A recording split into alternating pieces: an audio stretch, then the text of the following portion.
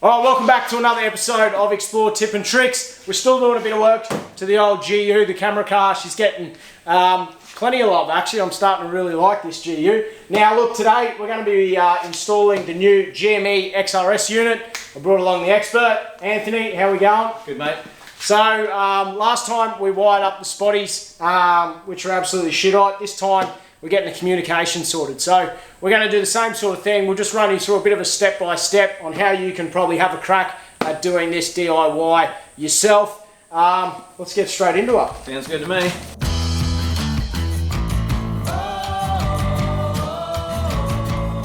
Alright, so first step, simple, and looks like the job's done already. Simple as, obviously the ARB bull bar doesn't have the cutout in the back of the loop, although it does already have a spot for your UHF aerial. So you've got to make sure you feed the wire through the loop first, and then obviously tighten up the nut, and that's the aerial done. They call it the all-terrain AE4700 series, which basically means you get two aerials supplied in the kit, which is pretty bloody epic. So this one that I've put on, it's the 1200mm whip with a 6.6 decibel, and then this little bad boy here, 580mm, it's the 2.1 decibel. So layman's terms, what I've been told, the 6.6 is better for your long range touring, and this one might be better out in, say, the high country or hilly areas. Glass house, something like that. So this one here emits like a soccer ball field of signals. So if you're going up and down hills and stuff like that, it doesn't really affect it too much. You'll still be able to keep in contact with your convoy. Yep. This one here in really hilly terrain, you probably would lose signal between your convoy because it's like a saucer signal, I guess, on the top. So as you go up the hill, that saucer sort of travels up the hill with you. So if someone's down in a gully and you're coming up the top of the hill, you might not be able to pick them up. The range on this aerial here, out in flat country or out, heading out west sort of thing, is epic. Absolutely awesome. You'll hear things for miles. Now look, that's just a quick overview. If you want to know more about aerials, the best way to do it is jump on the GME website. They'll explain it far better than what we just did.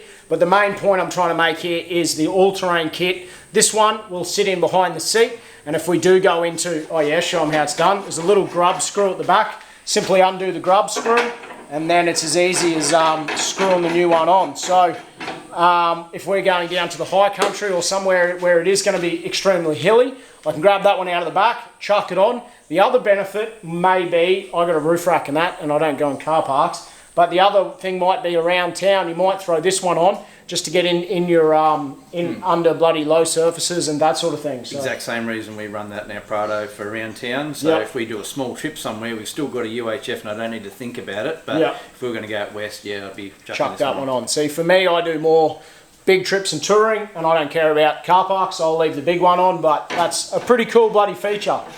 Just something to think about. So conduit on the wire to make sure it's protected. Going a nice easy route, make sure you're leaving a little bit of slack. If you watched our last video, so that if any other mechanics need to remove any of your washer bottles or anything, that there's enough room for them to do so. Don't attach it to things they're going to need to take apart.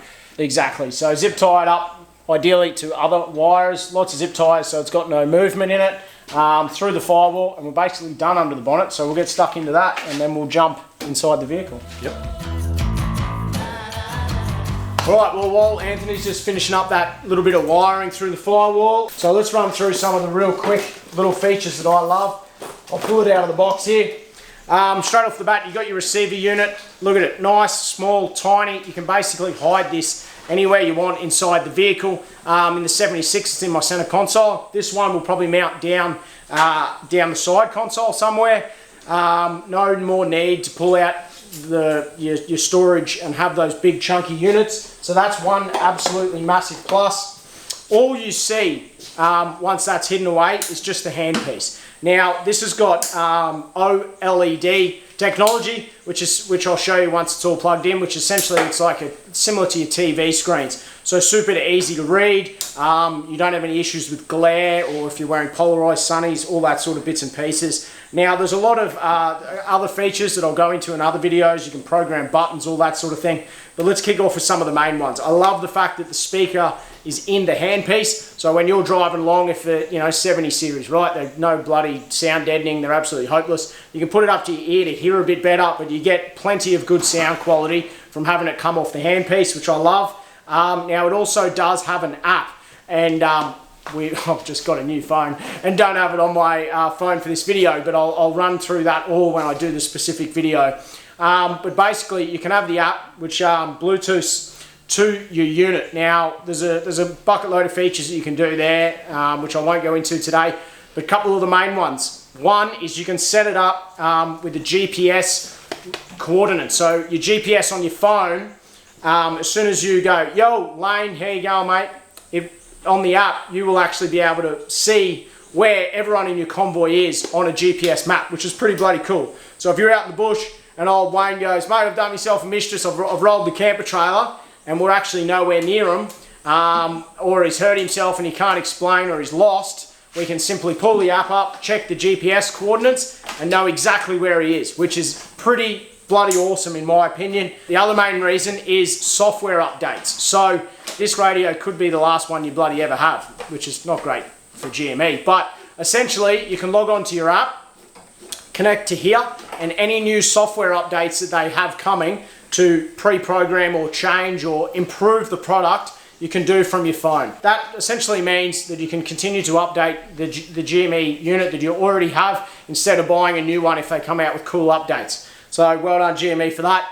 Anyway, I'll do a full video on all of this stuff, but let's get it in. How can anybody? Anthony has just finished running the cable through. Here it is here. Now this is your remote little receiver box. What we've done is we've taken the bottom kick panel off and the side kick panel. We've just mounted the bracket up in there nice and neat. This will simply slide into that bracket, hidden away nice and perfectly. That's one of the good things about this unit. So coming out of that unit, we're going to have the power feed. That simply clicks into the back. It's got your nice little inline fuse here.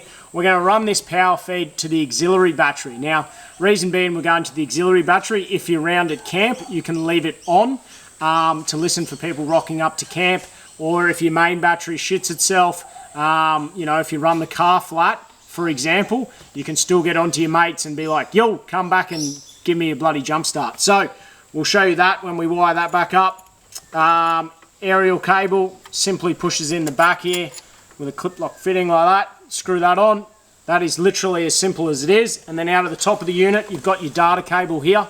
So we'll click that data cable in there. We'll run it around this unit, this center console here, and we'll set it up on the other side. And that's where we click the handpiece in. Right, so we've got that kick panel all back on. That little unit is hidden away. You'll never know it's there. Now, I want to run you through the next step. So we have that data cable that's coming off the back of that unit. Now, we're going to run that to this junction box. So you've got two options when it comes to installing this junction box. Option number one, this you can mount externally. So it's got your two little screw holes. So you can mount it somewhere in the truck. Slide your junction box on, nice and easy. And that can be mounted externally down around your console. What that allows you to do is then plug in your handpiece.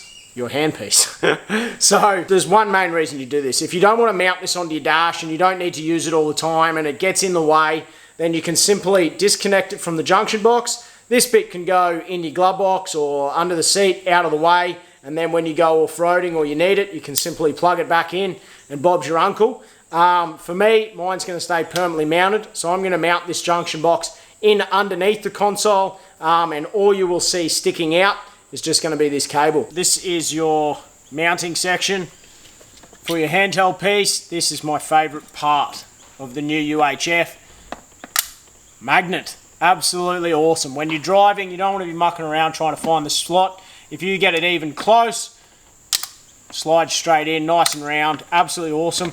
So all we're going to do is we're just going to screw that straight to the dash. I've pulled the old one off. We'll get that on and wire up and we are done. All right, here we go. Look at that. Oh, damn. Let's go to channel 40. Copy. Breaker. Can I get a radio check, please?